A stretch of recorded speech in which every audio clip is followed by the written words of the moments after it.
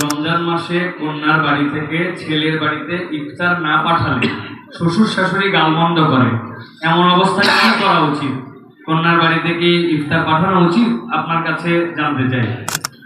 রোজা রেখে কোনো চুল বা নখ কাটা যাবে কিনা? স্বামীর কথা শোনাটা যতটা জরুরি, স্ত্রীর কথা শোনাটা কি ততটা জরুরি নয়? একটা প্রশ্ন এসেছে, সাহারি ও ইফতারের কোনো দোয়া আছে কি? এটি কি বাংলায় পড়া যাবে? রোজার নিয়ত কোনটি বা কিভাবে করব? নিয়ত পড়া কি রোজা রাখার জন্য জরুরি? নিয়ত কাউকে কর্জে হাসানা হিসেবে টাকা ধার দিলে সেই টাকার কি যাকাত দিতে হবে? কারণ সেই টাকা কখন পাবো অনিশ্চিত। একজন রোজাদারের জন্য রমজানের প্রতিটি দিনের আমলের রুটিন কি হবে? কিভাবে সে তার রোজা কাটাবে? স্ত্রীর স্বর্ণের যাকাত কিভাবে দিবে?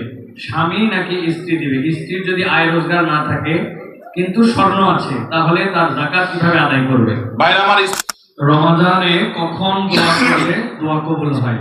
রমাদানে কি দোয়া কবুলের আলাদা কোনো সময় আছে কিনা? রমাদানে কিভাবে আল্লাহর কাছ থেকে ক্ষমা পাবো? গুনাহ মাফের সবচেয়ে বড় মাধ্যম কি? কিভাবে ক্ষমা চাইলে সব মাফ হয়? মেহেরবানি করে জানাবেন। ভাইরা আমি একজন ট্রাক ড্রাইভার, আমার পরিবার এবং সন্তান আছে, কিন্তু আমার স্ত্রী আমার কথা শোনে না, আমার করণীয় কি? ভাইরা আমার, পরিচিত এক হিন্দু বোনের প্রশ্ন, যে সন্তানটা মুসলিম বাবা মার ঘরে জন্ম হয় সে সাধারণত মুসলিম হিসেবে জীবন অতিবাহিত করে, আর যে সন্তান হিন্দু বাবা মার ঘরে জন্ম নেয় সে সনাতনী ধর্মে দীক্ষিত হয়। এতে মানুষের তো কোনো হাত নেই, স্রষ্টার চাওয়াতেই তো সে হিন্দু ঘরে জন্ম নিয়েছে। মুসলমান না হলে তাকে কেন জাহান্নামে যেতে হবে? তার জন্য ধর্মান্তরিত হওয়া কি সহজ কথা? ঠিকানা দেবিদ্বার, কুমিল্লা। স্বামী আদেশ করলে কি শ্বশুর শাশুড়ির সেবা করতেই হবে? সেবা করতে গিয়ে অনেক সময় আমি অসুস্থ হয়ে যাই, এক্ষেত্রে ইসলাম কি বলে? বেনামাজি মানুষ মৃত ব্যক্তিকে গোসল করাতে পারবে কিনা? মৃত ব্যক্তি হুজুর, রমজান মাসে কন্যার বাড়ি থেকে ছেলের বাড়িতে ইফতার না পাঠালে শ্বশুর শাশুড়ি গালমন্দ করে, এমন অবস্থায় কি করা উচিত? কন্যার বাড়িতে কি ইফতার পাঠানো উচিত? আপনার কাছে জানতে চাই। ভাইরা আমার, আমাদের সমাজে বহুল প্রচলিত, বহুল প্রতিষ্ঠিত কুসংস্কারগুলোর মধ্যে থেকে একটি হলো এটি যে মেয়ের বাবার বাড়ি থেকে রমজান আসলে ইফতারের বিভিন্ন আইটেমের জন্য ছেলে, ছেলের মা, ছেলের বাবা, ছেলের গোষ্ঠী, ছেলের বিভিন্ন মহিলারা, ওই ফ্যামিলির তারা অপেক্ষায় থাকে। আল্লাহর জমিনে যদি 10টা নিকৃষ্টতম ছোট লোকই থাকে, তার একটা হলো এইটা। যুবক ভাইরা, কোন যুবক হাত তুলে বলতে পারবেন যে আমার শ্বশুরবাড়ি থেকে রমজান উপলক্ষে এরকম কোন ভিক্ষাবৃত্তি আমরা করতে দেই নাই? বলতে পারবেন কেউ? দেখি কার কার বউকে পাঠা বলা আছে, হাত তোলেন। হয় নাই যাদের। বাবাজি, আপনি হাত তুলছেন, আপনাদের আমার তো এগুলো ছিলই না। আপনি হুদাই ক্রেডিট নিচ্ছেন কেন? এগুলো তো নতুন, আমাদের দেশে নতুন ফেতনা শুরু হয়েছে। এই দাঁড়িয়ালা ভাই, আপনি হাত তুলছেন কি বুঝা? বলেন বলেন, কি বুঝে হাত তুললেন? আপনার শ্বশুরবাড়ি থেকে ইফতার আসে নাই? হ্যাঁ, আসে নাই? বিয়ে করছেন? হ্যাঁ, বিয়ে করছেন, শ্বশুরবাড়ি থেকে ইফতার আসে নাই? গরিব তারা, মানে কারণ কি? ভাইরা আমার, এদেশ থেকে যৌতুককে ওলামায়ে কেরাম মিম্বর থেকে, মাহফিলের মঞ্চ থেকে ঝেঁটিয়ে বিদায় করেছেন, আলহামদুলিল্লাহ। যৌতুকের অভিশাপ থেকে এদেশকে মুক্ত করেছেন ওলামায়ে কেরাম। এক চেটিয়া অবদান এদেশের ওলামায়ে কেরামের এই কাজটা। যৌতুক চলে গেলে কি হবে? ইফতারের নামে যৌতুক এখনো বাকি আছে, এইটা আমাদের দূর করতে হবে কি হবে না? অনেক যুবক আছে, তারা বলে যে আমার শ্বশুরবাড়ির লোকেরা খুশি মনে দেয়। ভালো করে শুনে রাখেন, 2 নাম্বারের অপর নাম হলো এখন খুশি মনে দেওয়া। ঘুষখোর সেও বলে খুশি হয়ে দিছে, যৌতুকখোর সেও বলে বেহিসাব খুশি হয়ে দিছে। শুধু খুশি হয়ে না, জোর করেও দেয়। জোর করে দিবে না, কি করবে? তার মেয়েটার শান্তি দরকার তার। আপনি যদি বাপের বেটা হয়ে থাকেন, মুসলমানের সন্তান হয়ে থাকেন, বিনয়ের সাথে শাশুড়িকে বলবেন, শ্বশুরকে বলবেন, কোনো কিচ্ছু আমার এখানে পাঠাবেন না, পাঠালে আমি মনে কষ্ট পাবো, উল্টা পারলে আমি দিব। একটা কথা আমি সবসময় বলি ভাই, একটা মেয়েকে কষ্ট করে গর্ভধারণ করা, জন্মের পর থেকে নিয়ে তাদেরকে পড়ালেখা ভরণ পোষণ দিয়ে বড় করে যখন সে সার্বিকভাবে একজন পূর্ণাঙ্গ মানুষে পরিণত হয়েছে, সুশিক্ষিত হয়েছে, সুস্থ সবল হয়েছে, সুঠামদেহী হয়েছে, তখন তাকে ছেলে পক্ষের হাতে তুলে দেয়। সারা জীবন এই মহিলাটার পেছনে ইনভেস্ট করেছে কে? তার বাবা মা। আর ভোগ করছে কে? স্বামী এবং স্বামীর ফ্যামিলি। ঠিক না ঠিক? পড়ালেখা করাইছে মেয়ের বাপ মা, ওই পড়ালেখা দিয়ে, ওই শিক্ষা দিয়া স্বামীর ছেলে মেয়েকে সে পড়ালেখা করায়। ঠিক না ঠিক? রান্না বান্নাটা শিখাইছে তার মা, ওই শিক্ষা দিয়ে রান্না বান্না করে খাওয়ায় কারে? স্বামীকে, শ্বশুর শাশুড়িকে। ঠিক না ঠিক? তাহলে উচিত হলো ছেলে পক্ষের মেয়ে পক্ষকে এটা বলা। বেহিসাবকে বলবে, ছেলের বাবা মেয়ের বাবাকে বলবে, বাবাজি বা ভাই, আপনার মেয়ে, তাকে মানুষ করতে যত টাকা পয়সা লাগছে তার সব কিছু আমি দিতে চাই। এরপরও তো কোনো মানুষ কেনা যায় না, এটা কেনার জন্য দেওয়া না, অন্তত কৃতজ্ঞতা আদায়ের জন্য দেওয়া। এটা বলা দরকার ছিল। সেটা না করে উল্টা আস্ত একটা মেয়ে দিয়ে দিল, তার সাথে আবার আপনি যৌতুক আশা করছেন। আপনার চাইতে বড় ছোট লোক আল্লাহর জমিনে আর হতে। এই সমস্ত ভিখারীদেরকে ধরে ধরে আসুন্নাহ ফাউন্ডেশন ইফতার প্রজেক্টের জন্য পাঠাই দিবেন। আপনাদের এই মাঠেও ইফতার বিতরণ হয়। যাদের শ্বশুর বাড়ি থেকে ইফতারের দরকার হয়, এদের সবাইকে আমাদের ওখানে পাঠাই দিবেন। কথা বুঝে আসছে? এখন এরপর থেকে হুদাই যায় আমাদের ওখানে সিরিয়াল ধরবে। সিরিয়াল ধরলে সবাই ইফতার পাবে। শর্ত হলো সে প্রকাশ্যে ঘোষণা দিবে, আমি শ্বশুর বাড়ি থেকে ইফতার প্রত্যাশী ছিলাম, কিন্তু সেখান থেকে ইফতার পাওয়ার কোনো ক্ষীণতম সম্ভাবনা না থাকায় আমি নিরুপায় হয়ে এখন আসুন্নাহ ফাউন্ডেশনের দ্বারস্থ হয়েছি। এইটা যদি আপনি ঘোষণা দিতে পারেন, আমাদের দিতে কোনো অসুবিধা নেই ইনশাআল্লাহ। ভাইরা আমার, এই কুসংস্কার আমরা দূর করবো তো ইনশাআল্লাহ। খুশি মনে বলতে কোনো কিচ্ছু নাই। খবরদার, মেয়ে পক্ষ যদি ইফতার পাঠায়, ছেলে পক্ষ পাঠায় না কেন? মেয়ে পক্ষ যদি 2 আনা পাঠায়, ছেলে পক্ষ 4 আনা পাঠানো উচিত। অনেক মহিলারা আছে ফ্যামিলির, তারা খোঁচাখুচি করে বৌমাকে। আল্লাহ আমাদের এই কুসংস্কার থেকে মুক্ত থাকার তৌফিক দান করুন। রোজা রেখে কোনো চুল বা নখ কাটা যাবে কিনা? রোজা রেখে চুল বা নখ কাটা যায় আপনাদের এলাকায়? যায়? আলহামদুলিল্লাহ, সহজ মাসালা। রোজা রেখে চুল বা নখ কাটলে রোজার কোনো অসুবিধা হয় না। রোজা রেখে সরিষার তেল গায়ে মাখলো কোনো অসুবিধা নেই। কোনো আপনার স্নো পাউডার ইত্যাদি ব্যবহার করলে এগুলোর কোনো অসুবিধা নাই, রোজা হয়ে যাবে ইনশাআল্লাহ। একজন 2টা প্রশ্ন করছেন। এক প্রশ্ন হচ্ছে, স্বামীর কথা শোনাটা যতটা জরুরি, স্ত্রীর কথা শোনাটা কি ততটা জরুরি নয়? স্বামীর কথা যতটা শুনবেন, স্ত্রীর কথাটাও কি ততটা শুনবেন কিনা? দেখুন, পৃথিবীতে ফ্যামিলি ব্যবস্থাপনা ইসলামে একটা আছে, আর এর বাইরে পশ্চিমাদের আরেকটা আছে। 2টা সিস্টেম। ইসলামের ফ্যামিলি ব্যবস্থাপনা হলো, আল্লাহ তাআলা কোরআনে পরিষ্কার ভাবে নির্দেশ করেছেন, আর রিজালু কাওয়ামুনা আলান নিসা। পুরুষদেরকে আল্লাহ রাব্বুল আলামিন নারীদের উপরে দায়িত্বশীল করেছেন, তাদেরকে আল্লাহ তাআলা অভিভাবক বানিয়েছেন। এখন যদি কেউ নারী এবং পুরুষকে সমান সমান করতে চায়, তাহলে তার পরিণতি কি হতে পারে পশ্চিমের দিকে তাকালে বুঝতে পারবেন। ভাইরা আমার, একটা ছোট্ট মুদি দোকানও যদি আপনি চালাইতে হয়, একজন মালিক আর একজন শ্রমিক বা কর্মচারী থাকা লাগে কি লাগে না? 2জনই মালিক, সমান সমান শেয়ার, দুজনই দোকানটা পরিচালনা করে, দোকানটা ঠিক মতো চলবে? কারণ সকাল বিকাল গন্ডগোল বাঁধবে। ঠিক না ঠিক? এভাবে কোনো দোকান যদি না চলে, তাহলে একটা সংসার কখনো সুষ্ঠুভাবে চলতে আপনি কাউকে না কাউকে অভিভাবক মানতেই হবে। হ্যাঁ, এর মানে এই না যে অভিভাবক যা খুশি তা করতে পারে, জুলুম করতে পারে, অন্যায় নির্দেশ দিলেও সে অধিকার আছে, সেটা ইসলাম বলে না, কখনো বলে না। ভাই আমার, আজকের পৃথিবী নারীদেরকে সমান অধিকার দিতে বলে, ইসলাম ন্যায্য অধিকার দিতে বলে। ইসলাম কি দিতে বলে? সমান দিলে সবসময় সমতা হয় না, ন্যায্য দিলে সবসময় সমতা, ন্যায্যতা যেটা যৌক্তিকতা সেটাই হয়। আল্লাহ আমাদেরকে বুঝার তৌফিক দান করুন। মা বোনরা যদি যৌক্তিক কোনো আবদার চাহিদা পেশ করেন, সেটা স্বামী কখনো কখনো শুনতে বাধ্য যদি সেটা তার অধিকারের বিষয় হয়, আর কখনো কখনো বাধ্য না হলেও স্বামীকে আল্লাহ তাআলা উদ্বুদ্ধ করেছেন। নবী করিম সাল্লাল্লাহু আলাইহি সাল্লাম তার স্ত্রী আমাদের মা আয়েশা রাদিয়াল্লাহু তাআলা আনহাকে খেলা দেখতে নিয়ে গেছেন। আম্মা জান রাদিয়াল্লাহু তাআলা আনহা এই হাদিস বর্ণনা করার পরে বলেছেন, ফাকদুরু কদরাল জারিয়াতিল হাদিসাতি সিন্নি আল হারিসাতি আলাল লাহবি। ও দুনিয়ার পুরুষেরা, যুবকেরা, স্বামীরা শুনে রাখো, আল্লাহর নবী সাল্লাল্লাহু আলাইহি সাল্লাম নবী হওয়ার পরও, এত ব্যস্ত মানুষ হওয়ার পরও তিনি তার স্ত্রী হিসেবে আমি যখন তার কাছে খেলা দেখতে চেয়েছি তিনি নিয়ে গেছেন, যতক্ষণ পর্যন্ত আমি নিজে বিরক্ত হয়ে উঠে না আসি ততক্ষণ পর্যন্ত নবী সাল্লাল্লাহু আলাইহি সাল্লাম বসেছিলেন, আমাকে নিয়ে আসেন নাই, বলেন নাই আয়েশা চলো আর কত দেখবা, এটা বলেন নাই।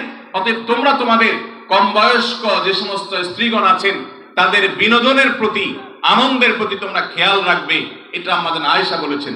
তাহলে বোঝা গেল স্ত্রী যদি কিছু চায় সেটা পূরণ করবার জন্য স্বামী যথাযোগ্য চেষ্টা করবেন, যদি অন্যায্য না হয়, অন্যায় না হয়, অযৌক্তিক চাওয়া না হয়। কিন্তু এর মানে এই না যে ইসলাম সবাইকে সমান অধিকার দিয়েছে, সমান অধিকার দিলে মারামারি ছাড়া কিছু হবে না।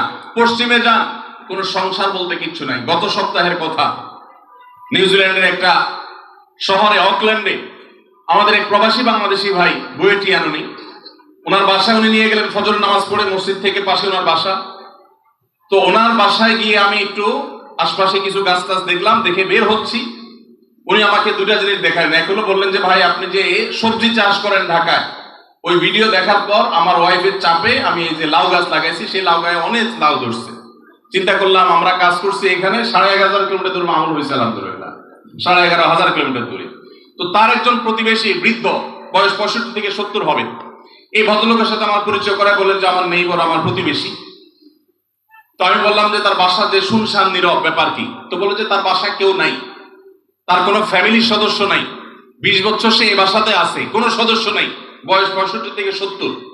গায়ে দেখি যে ময়লা আবর্জনা লেগে আছে, ভোরবেলা কোত্থেকে কাজ করে আসছে, পরিশ্রম করে খায় দায়। আমি অবাক হয়ে গেলাম। আমাদের দেশে একজন বৃদ্ধ মানুষ 20 বছর ধরে একা একা তিনি উপার্জন করে চলতে হয়, তার দেখভাল করার কেউ নাই, এটা কি কল্পনা করা যায়?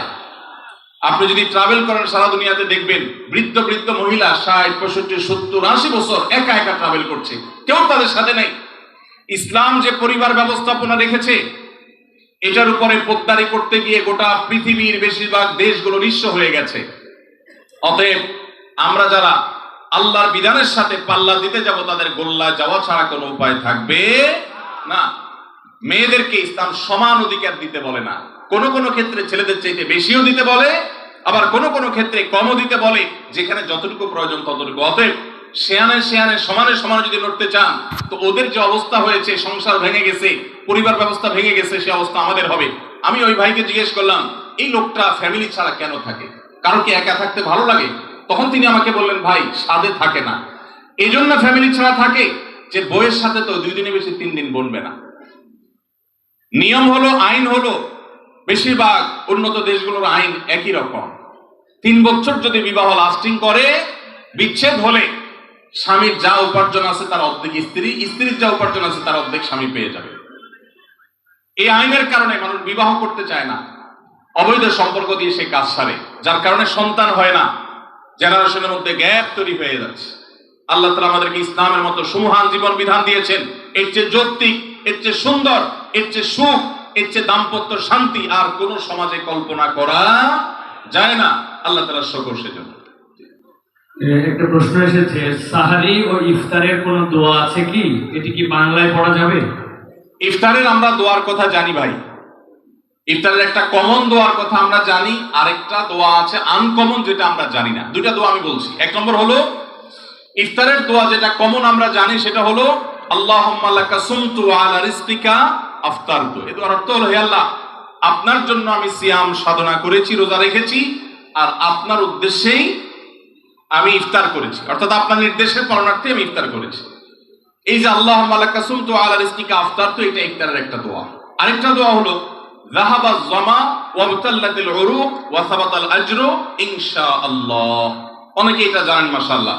যাহাবা যামা মানে আমার পিপাসা দূর হয়ে গেছে, ওয়াবতাল্লাতিল উরুক আমার শিরা উপশিরাগুলো সব সিক্ত হয়ে গেছে, ওয়া সাবাতাল আজরু ইনশাআল্লাহ এবং আল্লাহ চাহেন তো এই রোজার বিনিময় আমার জন্য অবধারিত হয়ে গেছে।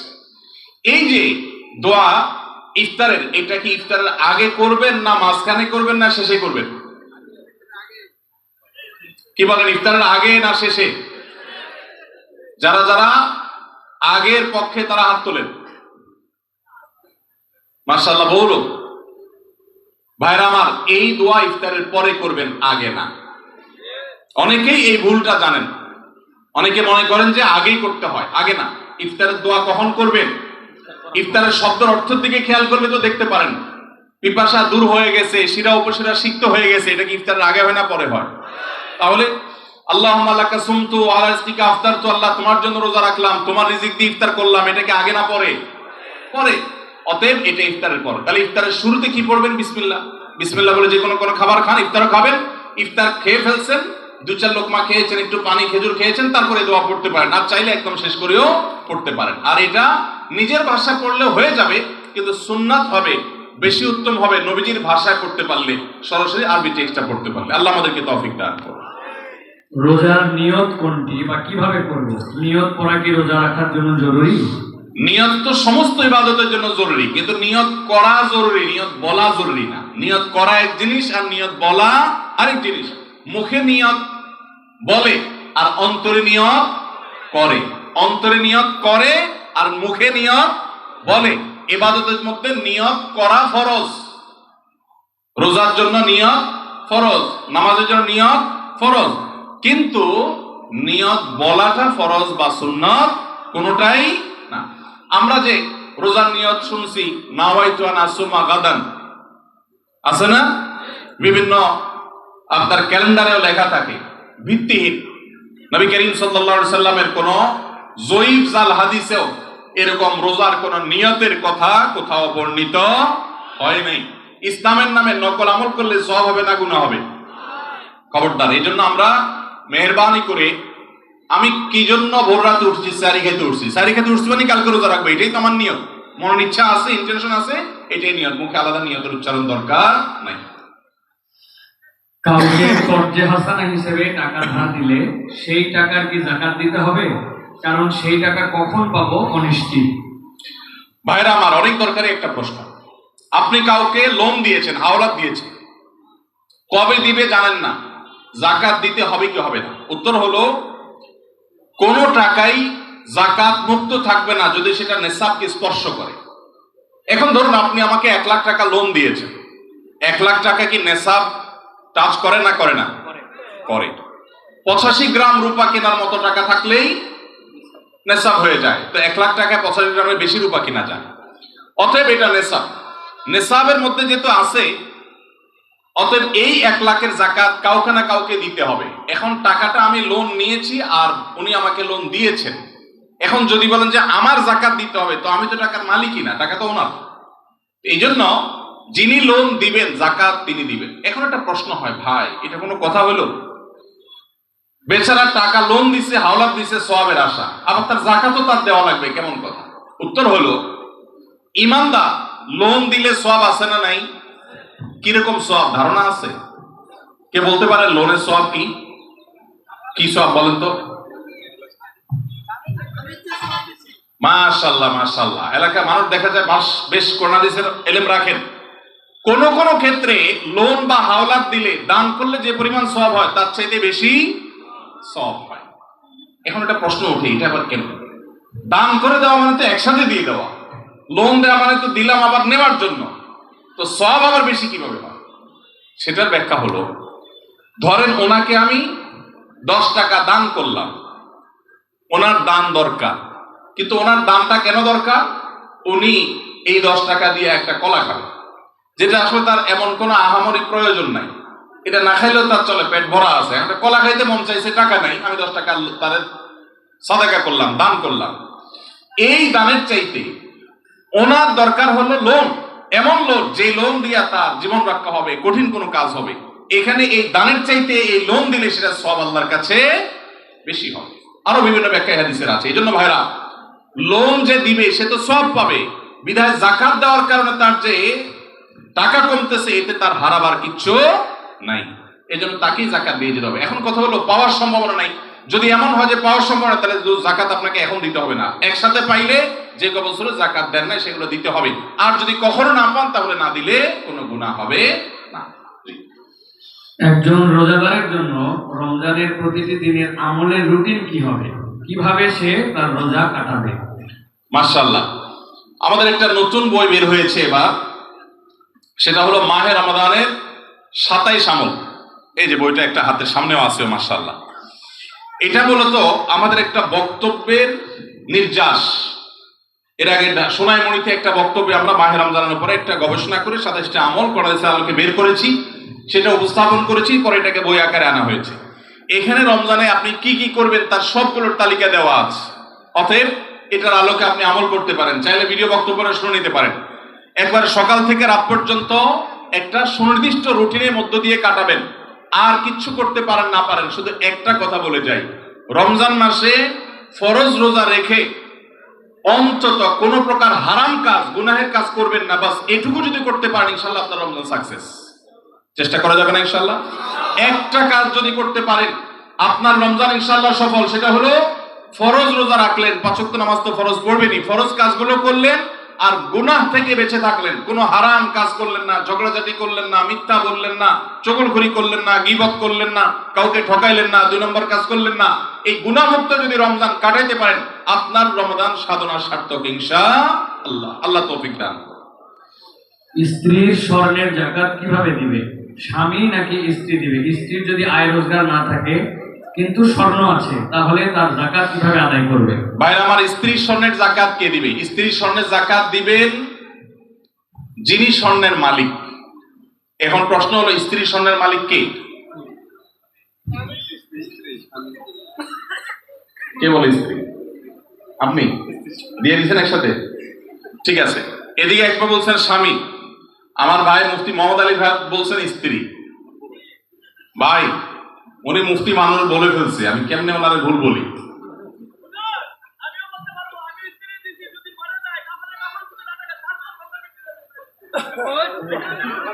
মাশাআল্লাহ মাশাআল্লাহ, আমার পক্ষে লোক আছে।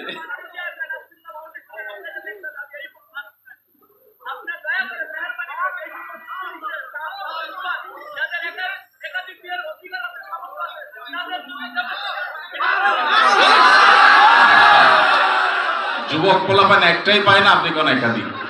আমরা একটা চিন্তা শেষ হয়ে যেতেছি, একটারে বাপ মা বিয়ে করেন, আপনি কোন একাধিক বিয়ে করেন? আল্লাহ তাআলা যুবকদের একটা বিয়ে অন্তত ব্যবস্থা করুক, এরপর যার সাধ্য তৌফিক থাকবে শর্ত সাপেক্ষে সে ইনসাফ করতে পারলে একাধিক করবে। যাই হোক ভাই, বউয়ের স্বর্ণের মালিক কি বউ না স্বামী?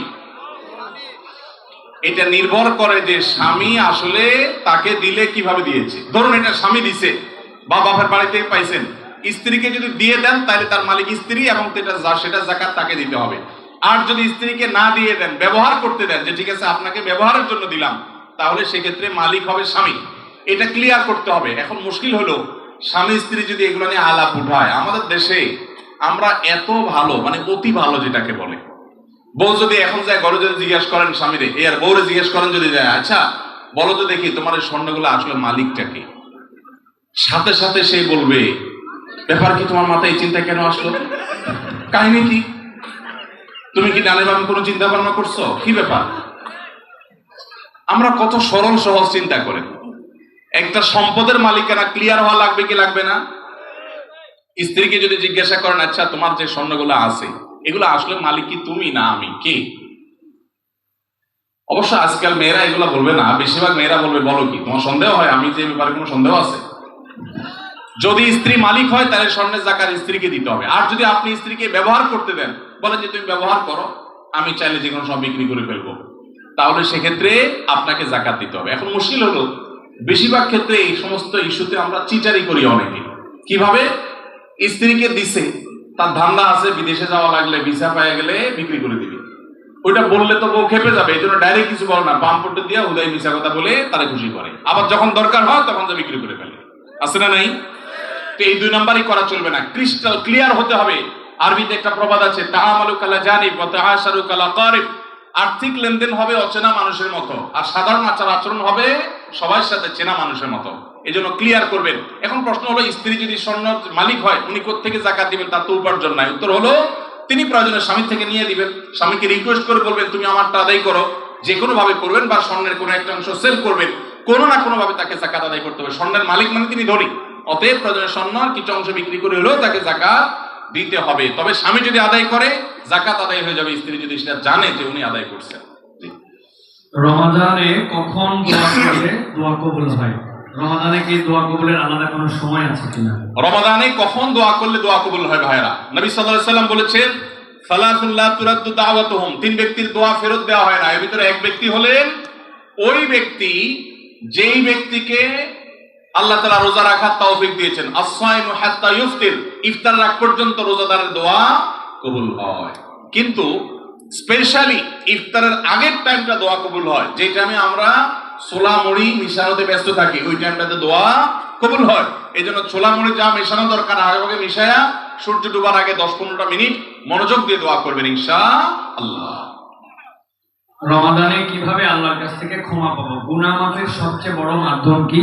কিভাবে ক্ষমা চাইলে সব মাফ হয়? মেহেরবানি করে জানাবেন। ভাইরা আমার, ক্ষমা চাওয়ার জন্য আল্লাহর কাছে অনুতপ্ত হতে হবে যে আল্লাহ যত গুনাহ করেছি আপনি মাফ করে দেন। তওবা করতে হবে, লজ্জিত হইতে হবে, অনুতপ্ত হইতে হবে। এরপরে কায়মন বাক্যে অন্তঃস্থল থেকে আল্লাহর কাছে দোয়া করতে হবে মাফ পাওয়ার জন্য। এবং বিশেষ করে সাহরির সময়, ভোর রাত, দোয়া কবুলের সময়গুলো বিশেষ করে দোয়া করে ক্ষমা চাইতে হবে, ক্ষমা নিতে হবে। ইফতার আগ মুহূর্ত এটা দোয়া কবুলের সময়, তো সেই মুহূর্তটা বিশেষভাবে দোয়া করতে হবে। দোয়া কবুলের যে শর্তগুলো আছে, হালাল উপার্জন, কায়মন বাক্যে দোয়া করা, মনোযোগের সাথে দোয়া করা, চোখের পানি ফেলে দোয়া করা, সেগুলো করলে আশা করা যায় আল্লাহ তাআলা ক্ষমার দোয়াও কবুল করবেন। আমি একজন ট্রাক ড্রাইভার, আমার পরিবার এবং সন্তান আছে, কিন্তু আমার স্ত্রী আমার কথা শোনে না, আমার করণীয় কি? ভাইরা আমার, মা বোনরা স্বামীদের কথা না শোনা, স্ত্রীরা স্বামীদের কথা না শোনা, এটা একটা ব্যাধিতে পরিণত হয়েছে। পশ্চিমাদের মুখরোচক স্লোগানে আমাদের অনেক মুসলিম নারীরা বিভ্রান্ত হয়ে গেছেন। মনে রাখবেন, কোন নারী যত রকম ইবাদত বন্দেগী করো, তিনি যদি স্বামীর সাথে সবসময় আড়াআড়ি করা, স্বামীকে ইগনোর করা, তাকে অমান্য করার মানসিকতা তার মধ্যে তৈরি হয়, তাহলে তিনি কখনো নেককার মুসলিম নারী হতে পারেন না। যে ভাই প্রশ্ন করেছেন তাকে বলবো, বিয়ের আগে এটা ভাবা দরকার ছিল যে এই মেয়ের মধ্যে আল্লাহর ভয় আছে কিনা। যদি কেউ মুত্তাকি হয়ে থাকে, সত্যিকারের মুসলিম হয়, আল্লাহ ভীরু হয়, তিনি কখনো স্বামীর অবাধ্য হতে পারেন না। কোন বিষয় নিয়ে মনোমালিন্য হতে পারে, মতভিন্ন হতে পারে, কিন্তু তাই বলে অবাধ্য হওয়া যেটা বলে সেটা হতে পারে না। এখন এই বোনকে আপনি মোটিভেশন দেন, তাকে ভালো মুসলমান বানাবার চেষ্টা করেন। আপনার কথা শোনানোর চাইতে তাকে আল্লাহর আনুগত্য করেন, আল্লাহর আনুগত্যে আনেন। আল্লাহর আনুগত্যে আসলে সে স্বামীর কথা এমনি শুনবে ইনশাআল্লাহ। শেষ করি, মনে হয় সময় অনেক হয়েছে। ভাই ধরো চলে যাবে। প্রশ্ন মোহাম্মদ আলী ভাই দিবে, আমি আচ্ছা, শেষ প্রশ্ন। জি। পরিচিত এক হিন্দু বোনের প্রশ্ন, যে সন্তানটা মুসলিম বাবা মার ঘরে জন্ম হয় সে সাধারণত মুসলিম হিসেবে জীবন অতিবাহিত করে, আর যে সন্তান হিন্দু বাবা মার ঘরে জন্ম নেয় সে সনাতনী ধর্মে দীক্ষিত হয়। এতে মানুষের তো কোনো হাত নেই, স্রষ্টার চাওয়াতেই তো সে হিন্দু ঘরে জন্ম নিয়েছে। মুসলমান না হলে তাকে কেন জাহান্নামে যেতে হবে? তার জন্য ধর্মান্তরিত হওয়া কি সহজ কথা? ঠিকানা দেবিদ্বার, কুমিল্লা। ধন্যবাদ। যে হিন্দু বোন প্রশ্ন করেছেন সেই বোনকে আমি বিনয়ের সাথে বলতে চাই, আল্লাহ রাব্বুল আলামিন আমাদের প্রত্যেককে বিবেক দিয়েছেন। যাকে আল্লাহ বিবেক দেন নাই, যিনি মানসিকভাবে সুস্থ নন, সেই লোকটা এই জবাবদিহিতার আওতায় নাই। আল্লাহ যাকে সুস্থ বিবেক দিয়েছেন তাকে তার বিবেক সত্যের প্রতি অনুসন্ধান করার, সত্যের পথ খুঁজে বের করার শক্তি সামর্থ্য দিয়েছেন। এটা ঠিক যে মুসলিম পরিবারে জন্মগ্রহণ করার কারণে একজন শিশু একটা অ্যাডভান্টেজ পায় ইসলাম গ্রহণ করবার জন্য। একজন শিশু তিনি অন্য ধর্মাবলম্বী মা বাবার ঘরে জন্মগ্রহণ করার ফলে সে এই অ্যাডভান্টেজটা পায় না, এটা ঠিক। কিন্তু আল্লাহ যে তাকে বিবেক বুদ্ধি দিয়েছে, সেই বিবেক বুদ্ধি খরচ করা তার কর্তব্য। তার কাছে ইসলামের দাওয়াত যদি পৌঁছে থাকে, ইসলাম যে একমাত্র সত্য ধর্ম, সেই আহ্বান যদি পৌঁছে থাকে, আল্লাহ কোরআনে বলেছেন ইন্নাদ দীনা ইনদাল্লাহিল ইসলাম, ইসলাম হলো আল্লাহর কাছে একমাত্র মনোনীত দিন। আল্লাহ বলেছেন ওমাইয়াবতাগা ইসলামী দীনান ফালা ইউকবালা মিনহু, যে ব্যক্তি ইসলাম ছাড়া অন্য কোন ধর্মকে দিন হিসাবে গ্রহণ করবে সেটা আল্লাহর কাছে অ্যাকসেপ্ট হবে না। এই যে অ্যাকসেপ্টেড হবে না দিন ছাড়া অন্য, ইসলাম ছাড়া অন্য কোনো কিছু, এই দাওয়াত পৌঁছার পর তার দায়িত্ব হয় তার বিবেককে খরচ করা, এটা আসলেই সত্য দিন কিনা সেটা অনুসন্ধান করা। সে এতটুকু যদি না করে তাহলে সে তো আল্লাহর কাছে দায়ী হবে। হ্যাঁ, যেটা আপনি বলেছেন যে অমুসলিম পরিবারে জন্মগ্রহণ করে ইসলাম গ্রহণ করা কি সহজ কাজ? না, সহজ কাজ না, কঠিন কাজ। আর এই কঠিন কাজের জন্যই তো তার বিনিময় এত বেশি যে সে যত পাপ করেছে আল্লাহ তাআলা এই কঠিন কাজটা করার কারণে তার সব মাফ করে দিবে। আল ইসলামু ইয়াহদিমু মা কানা ক্বাবলাহু, ইসলামের আগে সবগুলো আল্লাহ তাআলা মাফ করে দিবেন, কারণ সেই কঠিন কাজটা করেছে। মুসলমানকে তো এরকম আল্লাহ তাআলা তার পুরো প্রোফাইল ডিলিট করে দেওয়ার মতো কথা বলেন নাই। এটা নতুন ইসলামে যারা আসবেন তাদের জন্য রয়েছে। আর যারা খ্রিস্টানদের সম্পর্কে আল্লাহ বলেছেন আহলে কিতাবদের সম্পর্কে যে তারা যদি ইসলামে আসে তাদেরকে ডাবল সওয়াব আল্লাহ তাআলা দিবেন, কষ্ট হবে, ফ্যামিলির বিরুদ্ধে তাকে যেতে হবে, এই জন্যই তো আল্লাহ তাআলা এই রিওয়ার্ড গুলো তাকে দিচ্ছেন। আল্লাহ আমাদের সবাইকে হেদায়েত লাভ করার তৌফিক দান করুন। কাউকে আল্লাহ তাআলা মুসলিম বাবা মার ঘরে জন্মগ্রহণ করিয়ে অ্যাডভান্টেজ দিয়েছেন, কাউকে আল্লাহ তাআলা মুসলিম সোসাইটির মধ্যে রেখে অ্যাডভান্টেজ দিয়েছেন, কাউকে আল্লাহ বিবেক বুদ্ধিতে শার্প রেখে তাকে অ্যাডভান্টেজ দিয়েছেন। অ্যাডভান্টেজ সবাই কম বেশি পাচ্ছে, তবে আমাদের কাছে শুধু নিজেদের দুর্বলতাটাই চোখে পড়ে। আল্লাহ আমাদেরকে হেদায়েতের পথে পরিচালিত করবেন, আমিন। স্বামী আদেশ করলেই কি ভাই আপনারা উঠা বসা করেন না, একটু বসেন, আমরা আর কয়েকটা প্রশ্ন উত্তর দিয়ে শেষ করবো ইনশাআল্লাহ। জি, স্বামী আদেশ করলেই কি শ্বশুর শাশুড়ির সেবা করতেই হবে? সেবা করতে গিয়ে অনেক সময় আমি অসুস্থ হয়ে যাই, এক্ষেত্রে ইসলাম কি বলে? ভাইরা আমার, স্বামী যদি আদেশ করে যে আমার বাবা মার খেদমত কর, এখন বোনের প্রশ্ন হলো আমি অসুস্থ হয়ে গেলেও কি স্বামীর সেই নির্দেশ মানতে হবে কিনা? উত্তর হলো না। যদি এই পর্যায়ের হয় যে আপনি শ্বশুর শাশুড়ির সেবা করতে গিয়ে আপনি সুস্থ না থাকেন, এই পর্যায়ের আপনার সেবার প্রশ্ন আসে, তো আপনি নিজেকে অসুস্থ করে ফেলে তারপরে শ্বশুর শাশুড়ির খেদমত করতে হবে, এত কঠিন নির্দেশ ইসলাম আপনাকে দেয় নাই। তবে এ জাতীয় ইস্যুতে আমি অনুরোধ করব কোনো ভালো বিচক্ষণ বিদগ্ধ আলেমের কাছে দেখা করে উভয়ের পরিস্থিতি পর্যালোচনা করে অ্যাসেসমেন্ট করিয়ে তারপর সমাধান নেওয়ার চেষ্টা করবেন। কারণ এখানে আপনার কাছে যেটাকে মনে হচ্ছে বাড়াবাড়ি, আদতে সেটা খুব নরমাল বিষয় হতে পারে। এজন্য তৃতীয় পক্ষের কারোর সহযোগিতা নিলে সেটা সবচেয়ে ভালো হয়। এই প্রশ্নোত্তরের সংক্ষিপ্ত সেশনে আমরা অল্প কথা উত্তর দিয়ে গেলে আপনার ভুল বোঝার সম্ভাবনা আছে। সেজন্য কোনো দক্ষ আলেমের কাছে, বিচক্ষণ ইমাম সাহেবের কাছে গিয়ে দুজন মিলে তারপরে পুরো অবস্থা জানাবেন। শরীয়ত মৌলিকভাবে মেয়েদের জন্য শ্বশুর শাশুড়ির খেদমত করাকে ফরজ ওয়াজিব করে নাই, কিন্তু স্বামীর প্রতি তার যে শ্রদ্ধা ভালোবাসার দাবি আছে, সেই দাবি থেকে যে স্বামীটা সারাদিন আমার সংসার সন্তানের উন্নতির জন্য কষ্ট করে, সেই স্বামীটা অগোচরে তার উপরে কর্তব্য তার বাপ মার সেবা করা। তিনি যেহেতু আমার কাজে গেছেন, আমি তার জন্য একটু হেল্প করলাম, তার হয়ে একটু কাজ করলাম। তাছাড়া মা বাবার মতো বয়সী মানুষ তারা যখন আশেপাশে তাদের সেবা করার মানসিকতা থাকা দরকার। কিন্তু সেই সাথে এটাও ঠিক যে আমাদের সমাজে অনেক শ্বশুর শাশুড়ি আছে আস্ত জোয়ান তাগড়া সুস্থ সবল, এরপর সে আশা করে বসে থাকে বৌমা সব করে দিবে। এটা খুব বাজে একটা অভ্যাস। অনেক শ্বশুর শাশুড়ি আছে তারা মনে করে বৌমা ঘরে আসছে মানে হলো কাজের মেয়ে ঘরে আসছে, অতএব আমাদের এটা বাই ডিফল্ট পাওনা হয়ে গেছে। এটা খুবই বাজে একটা উদাহরণ। শ্বশুর শাশুড়িদেরও আল্লাহর কাছে বিচার আছে, তারা জুলুম করলে, সীমা লঙ্ঘন করলে তাদেরও দায় আল্লাহ তাআলার কাছে থাকবে। নিজের মেয়েটা তাকে দিয়ে কোনো কাজ করায় না, আরেক ঘরের মেয়ে আসছে তাকে দিয়ে সারাদিন গাদা খাটনি করা, এটা জুলুম। অতএব জুলুমও করা যাবে না। আবার বোনরা শ্বশুর শাশুড়িদেরকে ইগনোরও করবেন না। আল্লাহ তাআলা আমাদেরকে আল্লাহর নির্দেশকে যথাযোগ্যভাবে মানার তৌফিক দান করুন। বেনামাজি মানুষ মৃত ব্যক্তিকে গোসল করাতে পারবে কিনা? মৃত ব্যক্তিকে বেনামাজি গোসল করাইলে গোসল হয়ে যাবে, কোনো অসুবিধা হবে না। তবে সন্দেহাতীত ভাবে এটা মুসলমানদের কর্তব্য। কোন এলাকাতে কেউ মারা গেলে যারা দিনদার মুসলমান তারা তাকে কবরস্থ করবে এবং তার দাফন কাফনের ব্যবস্থা করবে। কোনো বেনামাজি করলেও আদায় হয়ে যাবে ফরজটা সবার পক্ষ থেকে ইনশাআল্লাহ। বিভিন্ন অ্যাপ ব্যবহার করার কারণে পয়েন্ট দেওয়া হয়ে থাকে, এসব পয়েন্ট ব্যবহার করে বিভিন্ন অফার নেওয়া যায় হবে কিনা? ভাইরা আমার, যদি কোনো অ্যাপস ইউজ করলে আপনাকে পয়েন্ট দেয়, সেই পয়েন্ট আপনি এক্সচেঞ্জ করে কোনো সুবিধা নেন, কোনো টাকা পয়সা পান, এটা জায়েজ হবে এই শর্তে যে সেই অ্যাপটা যদি হারাম কিছু না হয়, সেটা ব্যবহার করলে যদি কোনো গুনাহের কাজ না হয়, তাহলে আপনি এটা করতে পারেন। আজকাল অনেক জুয়ার অ্যাপস বের হয়েছে, অনেক হারাম অ্যাপস আছে, সেগুলো এ ধরনের অফার দিয়ে থাকে। সেগুলো অ্যাপস ব্যবহার করাটাই ইটসেলফ একটা হারাম কাজ। অতএব সেখান থেকে পয়েন্ট নিয়ে উপার্জন করলে সেটা হারামই হবে। অতএব আপনি কোন অ্যাপস ব্যবহার করছেন আর কি পয়েন্ট দিচ্ছে আপনাকে, সেটা হলো দেখার বিষয়। বাথরুমে ওযু করার বিধান কি? একটা মোস্ট কমন প্রশ্ন, বাথরুমে ওযু করার বিধান কি? ভাইরা আমার, বাথরুমের ভেতরে কমোড বা প্যান এটার সাথে আপনার ওযুর যে ট্যাপ বা বেসিন, এটার যদি কোনো পার্থক্য না থাকে, অর্থাৎ মাঝখানে কোনো আড়াল বা ব্যবধান না থাকে, তাহলে এই জায়গায় ওযু না করে ওযুটা বাহিরে কোনো ট্যাপে করা উত্তম। কেন? কারণ ওযুর একটা গুরুত্বপূর্ণ সুন্নাহ হলো বিসমিল্লাহ পাঠ করা। টয়লেটের মধ্যে বিসমিল্লাহ পাঠ করাটা মাকরুহ। টয়লেটে বিসমিল্লাহ পাঠ করা কি মাকরুহ? যেহেতু মাকরুহ, অতএব হয় আপনি বিসমিল্লাহ ছাড়া ওযু করবেন, তাহলে ওযুটা একটু ত্রুটিপূর্ণ হলো, আর না হলে বিসমিল্লাহ জোরে পড়বেন, তাহলে আপনি মাকরুহ করলেন। এইজন্য বাথরুমের বাইরে বিসমিল্লাহ পড়ে ওযু করবেন। পাও ধোয়াটা বেসিনে ধোয়ার ব্যবস্থা নাই, ভিতরে যাই ধুলেন, বাস, তাহলে হয়ে গেল। আর যদি বাহিরে কোনো বেসিন না থাকে, কোনো টেপ না থাকে, তাহলে টয়লেটের ভিতরেই ওযু করতে পারবেন, কিন্তু বিসমিল্লাহটা মনে মনে বলবেন।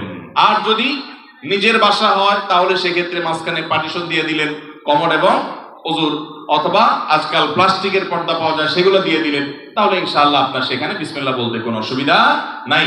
টয়লেটের ভিতরে দিকেও ওযু করে, ওযু হয়ে যাবে, নামাজও হয়ে যাবে, কিন্তু উত্তম হলো বাহিরে করা।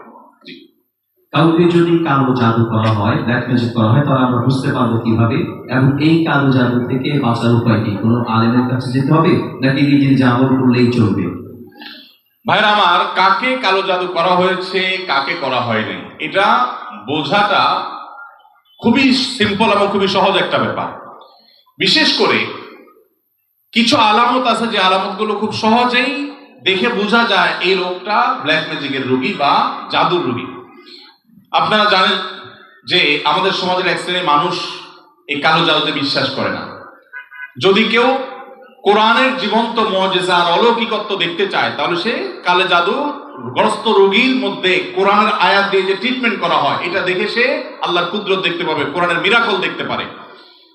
তো কালো জাদু এটা কোনো মানুষকে আক্রান্ত করলে সচরাচর সাধারণত কোনো ওষুধে কোনো কাজ হয় না, কোনো চেক আপে কোনো রোগ ধরা পড়ে না, দিন দিন অসুস্থ হয়ে যায়, খুব ভয়ঙ্কর একটা পর্যায়ে চলে যায়।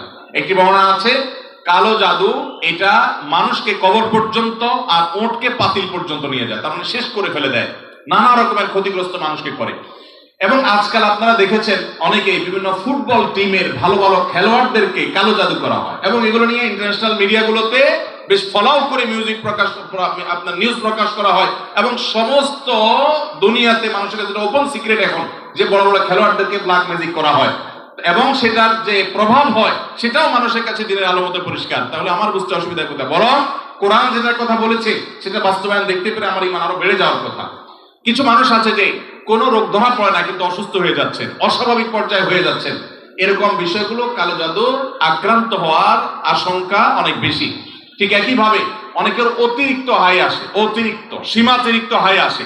হাই তোলাটা কিছু একটা লিমিটেশন আছে, যে এই পর্যন্ত হাই তোলা এটা স্বাভাবিক, কিন্তু যখন অস্বাভাবিক পর্যায়ে পর্যন্ত চলে যাবে, তখন সেটা কোনো কোনো ক্ষেত্রে ব্ল্যাক ম্যাজিকের রোগী হওয়ার আলামত থাকে। দিন দিন শুকায় যাওয়া, নানা রকমের পরিস্থিতি আছে।